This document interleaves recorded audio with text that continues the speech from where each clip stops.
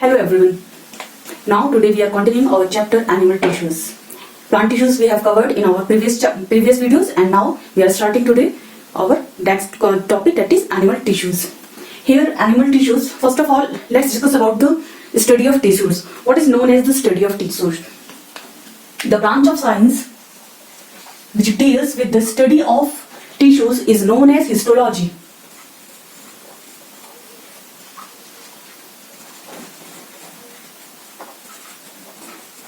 The branch of science which deals with study of tissues is known as histology. There are 4 types of tissues.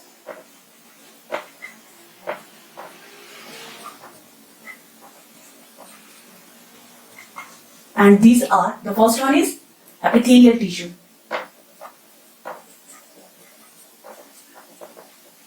Epithelial tissue is also known as protective tissue. Epithelial tissue को ही हम protective tissue भी कहते हैं because it protect the body. It makes the outer covering of body and protect it from outer environment. And the second one is connective tissue.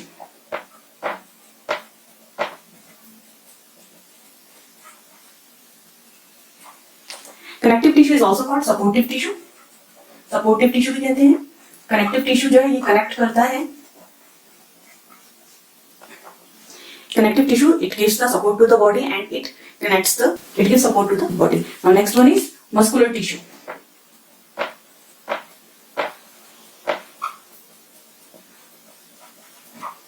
Muscular tissue is also known as contractile tissue. जो हमारी muscles बनी होती हैं जिन tissue से, those are called muscular tissue. Contact हो सकती है muscles, that's why these are also called contractile tissues. And the fourth one is nervous tissue.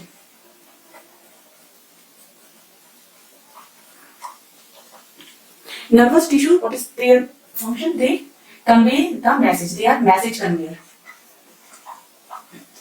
They convey message from one part of the body to the another part of the body. So one by one we will discuss about all these 4 tissues. The first one is epithelial, then connective, then muscular, and then nervous tissue. So let's take the first one, the epithelial tissue. First of all, we will study about the epithelial tissue.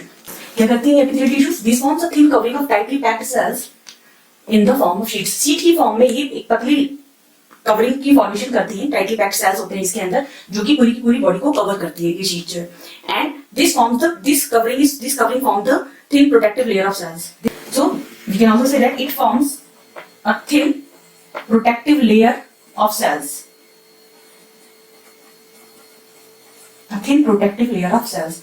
The layers की एक thin, मतलब sales की एक thin layer है जो कि एक protective covering की फॉर्मेशन करती है. एपिथेलियल टिश्यूज उसी के बने होते हैं जिसमें सेल्स आपस में टाइटली पैक्ड रहते हैं, पैक होकर एक शीट की ऐसी फॉर्मेशन करते हैं और वो शीट जो है वो पूरी की पूरी बॉडी को कवर करके रखती है.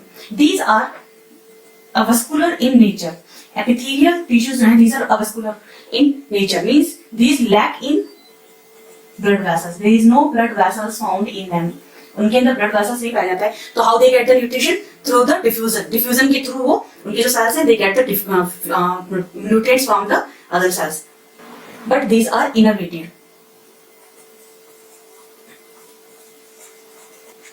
विच कवर द, किसी भी चीज की कवरिंग की फॉर्मेशन करते हैं. जो मोस्टली ऑर्गन्स होते हैं बॉडी की, वो सारे के सारे बॉडी के ऊपर आउटर पोर्शन है that is also covered by it. सबकी ये कवरिंग की फॉर्मेशन करते हैं. These are the main characteristics of epithelial tissues. Let's discuss them once again. Epithelial tissues, these are the epi means outer covering. This forms the outer covering of the body. This forms a thin covering of tightly packed cells in the form of sheets. क्या करते हैं? tightly packed cells होते हैं sheet की form में जो कि outer covering की फॉर्मेशन करते हैं. ये thin covering जो है it protect the inner parts. So it forms a thin protective layer of cells. ये cells क्या करते हैं? thin protective layer की फॉर्मेशन करते हैं. These are avascular. There is lack of blood vessels in it. Blood vessels यहाँ present नहीं होते. Through diffusion they get the nutrients. And these are innervated. Innervated means these cover the whole of the body. These cover the organs, hollow organs, the other organs, all. Now see the functions of epithelial tissues. Epithelial tissues की functions क्या होते हैं?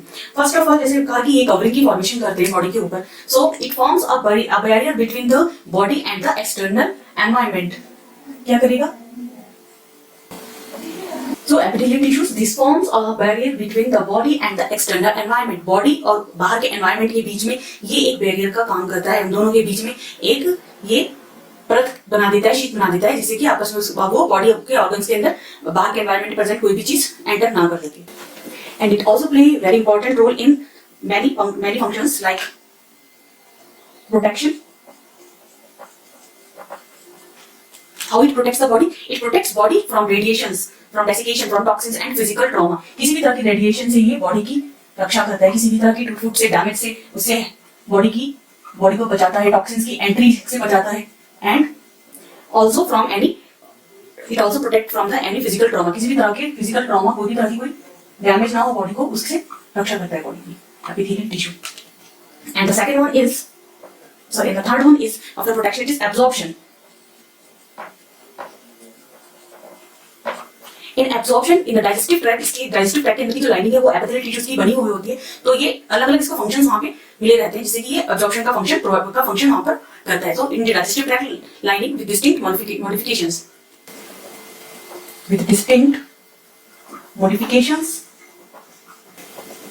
in the digestive tract lining. And the next one is regulation and excretion of chemicals between the underlying tissue and the body cavity. Regulation and excretion of chemicals between the underlying tissues and the body cavity. मतलब जिस body cavity की ये covering की formation करेंगे, वहां पर उन tissues के बीच में और बॉडी की जो कैविटी है उसके बीच में ये एक्सक्रीशन, जो केमिकल्स है उनका एक्सक्रीशन जो है उसको रेगुलेट करेंगे, जैसे कि यूरिनरी ट्रैक्ट में का जो फंक्शन होता है. That is now secretion of hormones in blood is also regulated by that. Secretion of hormones, और सीक्रेशन ऑफ हार्मोन्स का होगा डायरेक्टली इनटू द ब्लड.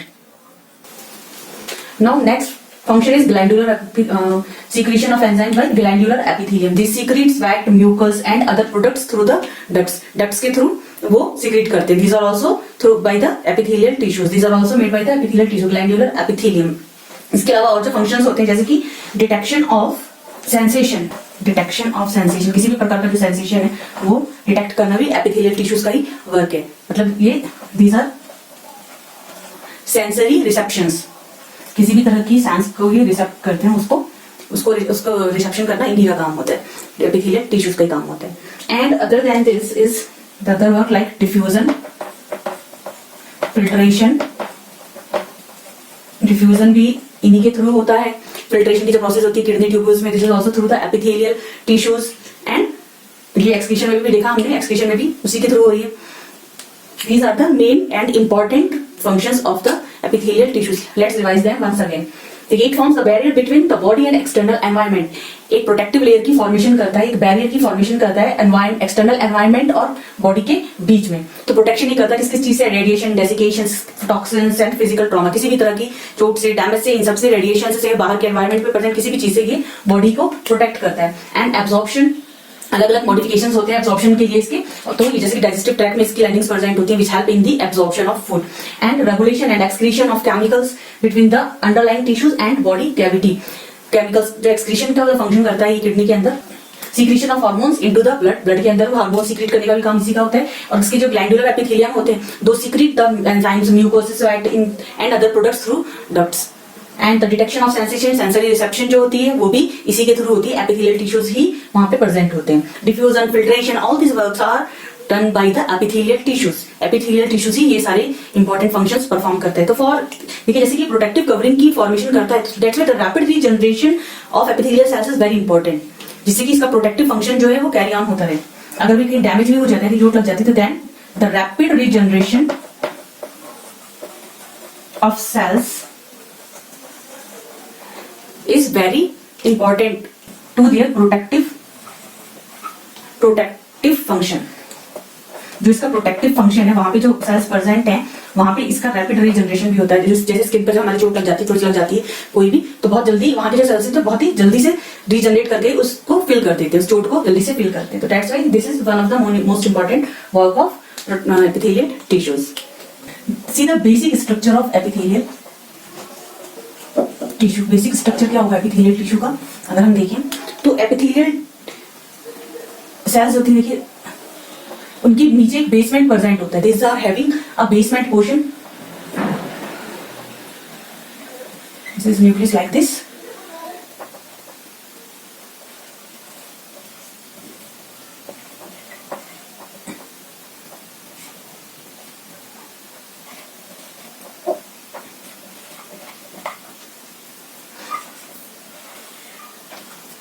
जब हम बेसिक स्ट्रक्चर की बात करते हैं तो जो जैसे कि प्रोटेक्टिव कवरिंग की फॉर्मेशन करता है एपिथेलियल टिश्यूज, तो that's why the opposite that's why the epithelial tissues having two surfaces, दो surfaces होती है, both these are different in both structure and functions. Epithelial tissues के अंदर दो सरफेसेस होती हैं जो कि फंक्शंस और स्ट्रक्चर दोनों में अलग होती है. जो अपोजिट है, the opposite portion which is the opposite layer which is free surface, इसे हम फ्री सरफेस भी कहेंगे. ये फ्री सरफेस है जो कि, and this one is basement surface, ये बेसमेंट है which is attach to the body. यहां से अटैच और यहां से फ्री पोर्शन है जो कि एनवायरमेंट के कॉन्टेक्ट में through this free surface.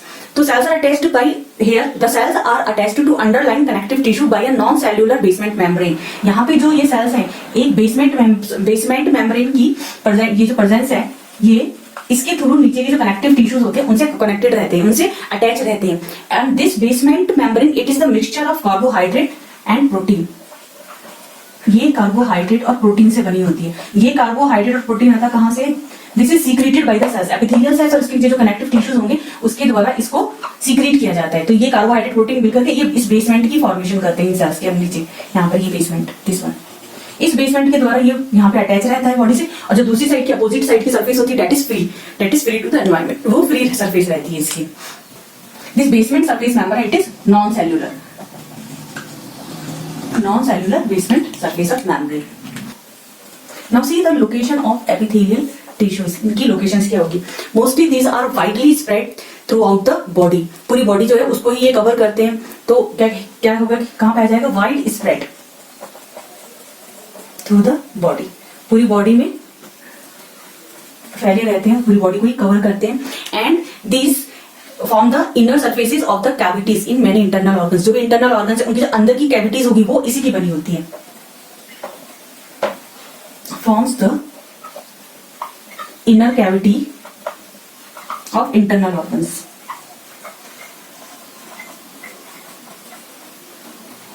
Forms the inner cavity of internal organs. इसके साथ साथ देखिए ये जो आउटर सर्फेसिस है ऑर्गन्स के, उनको ब्लड वेसल्स के अंदर, इन सबको पूरा ये बनाता है.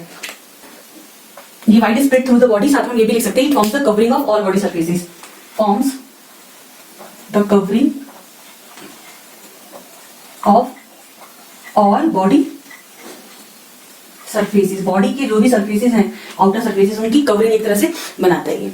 Forms the inner cavity of internal organs. Internal organs की इनर कैविटी बनाता है और साथ में जो हमारे ऑर्गन्स हैं उनकी आउटर सर्फेसिस बनाता है. Forms the outer surfaces of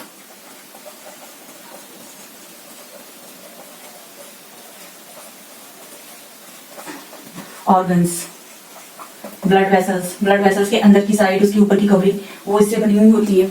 and also it is abundantly found in and mostly found in the exocrine and endocrine glands. These are mostly composed of epithelial tissues. जो भी हमारे glands होते हैं, these are either it is endocrine or exocrine glands. These are composed of epithelial tissues. epithelial tissue से ही बने होते हैं ये. So these are major tissues found in the glands of the body.